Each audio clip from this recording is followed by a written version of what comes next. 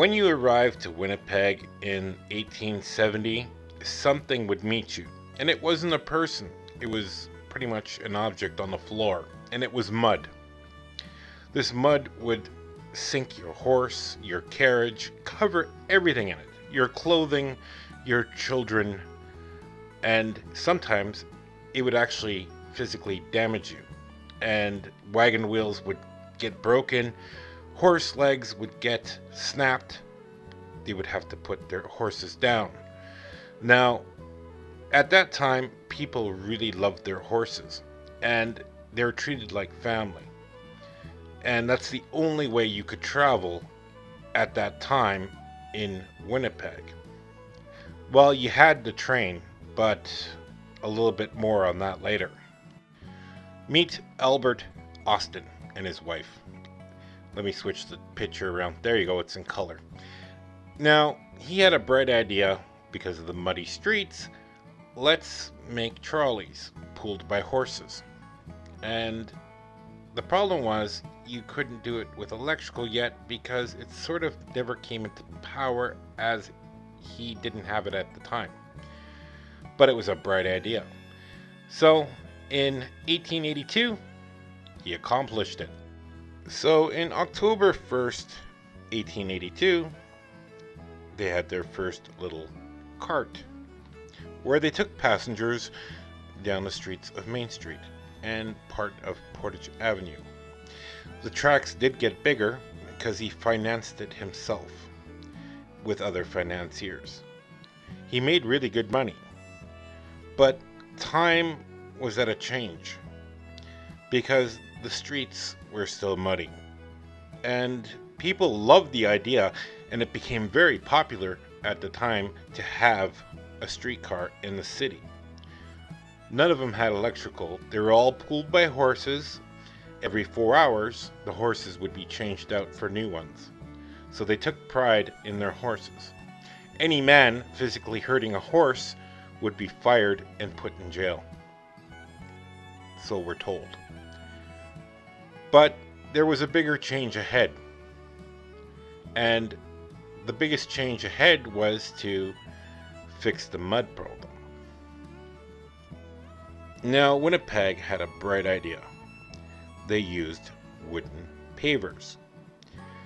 And they had the prisoners in prisons saw them all day. Over 70 million wooden pavers were made just for Winnipeg. Every street was covered in them.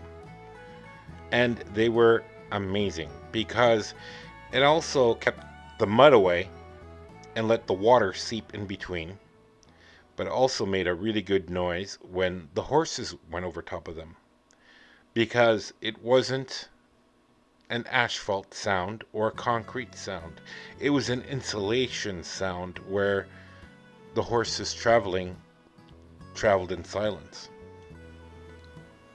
Well, something just reached the world at this time, and that was electric. That means you could put an electric engine onto anything.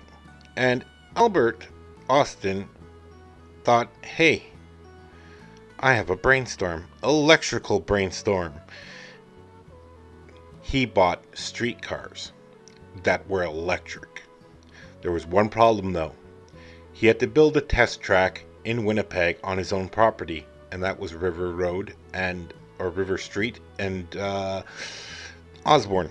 They weren't actually called that time because they were a forest. They had to be chopped down, cleared, and then a track was put in and electrical lines. There was a problem. The electric company would not sell him any electric for his streetcars. So he had to build a power station on the Assiniboine and the Red River. When he finished, the test track was done, and afterwards, this is the area afterwards where a road was put in. How nice. He set up his electric streetcars. After Albert set up his test track for the electric streetcars, there was a contract put out, and that was to electrify Winnipeg's streetcar network. One problem though, Albert didn't get the contract due to the mayor being severely corrupt with the party officials inside of it. Sounds like some of them today. Corrupt officials happen in every city, and in Winnipeg, it was sort of called grease money. And a few greasers from Toronto greased Winnipeg's officials to build a new streetcar line. One problem though, Winnipeg had two streetcar companies. One from Toronto and one was Albert's. But Albert's was still horse run. So Albert had to sell out. But if you look in this photo, the left hand side are being pulled by horses and the middle is electric. Albert wasn't really mad. He pretty much sold his whole track thing because he also had Elm Park and a roller coaster. Yes, Winnipeg had a roller coaster, and one of the biggest in the world at its time. Believe it or not. Elm Park had a roller coaster. Our city had a goddamn roller coaster. How great is that? That's amazing. Now, Winnipeg got severely busy, and everyone wanted to come to Winnipeg because the energy was cheap, and we had another thing that we produced in mass, and that was millionaires. Winnipeg had the most millionaires pretty much in the world living in one city. Everyone wanted to come here because electric was cheap, and the city boomed.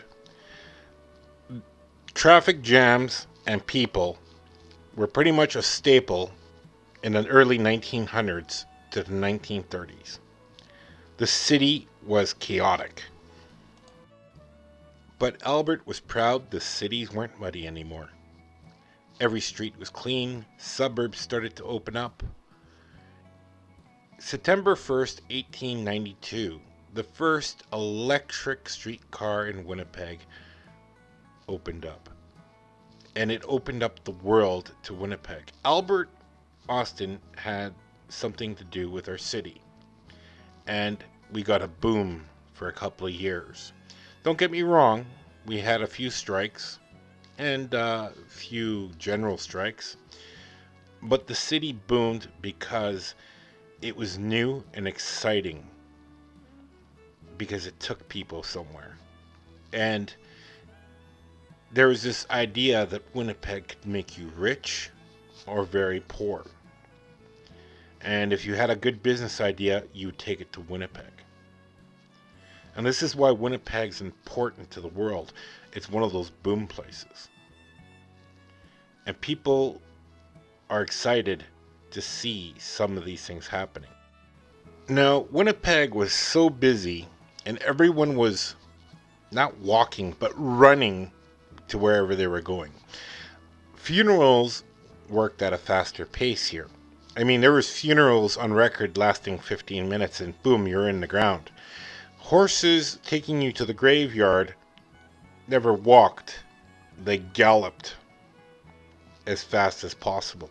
Only, the super rich got a slow funeral. But you couldn't close the streets down here. That's how busy Winnipeg once was, especially in the downtown core. Some people really miss the streetcars in Winnipeg because it brought a boom. It brought work to our city. You could catch a streetcar here every 15 seconds. We had like 400 of them. After the First World War and during, things sort of slowed down, and a lot of people lost their businesses, but things kept on going on. People never gave up.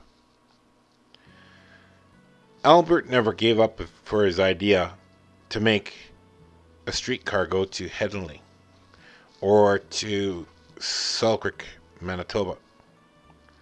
I mean, there were streetcars everywhere in this city. It was the way to travel. In a general strike, one was tipped over.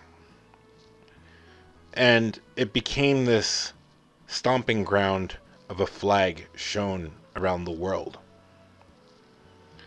And me too, I am very sad that these streetcars no longer exist.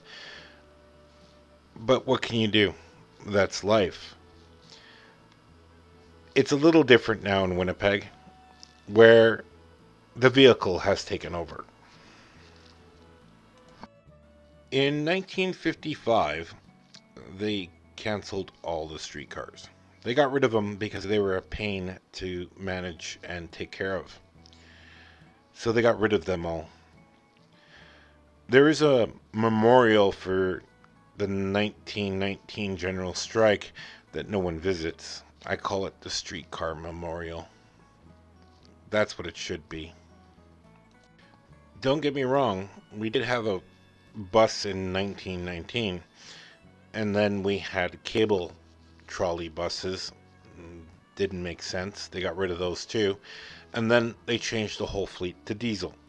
And diesel was a little bit better because Winnipeg suffers from one problem, and that is the winter. And we get a lot of snow, and you get trapped in here really, really quick. And diesel buses, they're tanks. They can go through anything. There is one streetcar left, and it's at Union Station in the train museum, and they're raising money to fix it up. I hope one day they will. Even today that Winnipeg has gotten rid of their streetcars, they pull up train tracks. There's so many tracks underneath our roads that we'll be pulling them up for the next 100 years. So I'm told. But Winnipeg is a different place than it was 100, 130 years ago. It changed. Portage in Maine doesn't look like this anymore. This is 1929. And it looks completely different than it does now.